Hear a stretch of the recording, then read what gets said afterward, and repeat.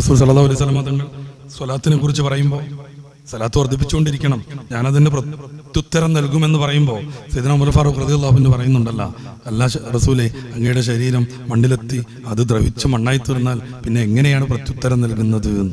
ആ സമയത്ത് ഹബീബായ റസൂൽ തങ്ങൾ പഠിപ്പിക്കുന്നത് ഇന്നല്ലാഹ ഹറമ അജ്സാദൽ അംബിയ, മണ്ണിന് പ്രവാചകന്മാരുടെ ശരീരത്തെ അള്ളാഹു നിഷിദ്ധമാക്കിയിരിക്കുന്നു. അങ്ങനെയുള്ള ചില ആത്മീയ നേതാക്കൾ ഒഴിച്ചാൽ ബാക്കിയുള്ളവരുടെ എല്ലാം ശരീരം മണ്ണിൽ സമ്പൂർണമായി ലയിച്ചു ചേരും.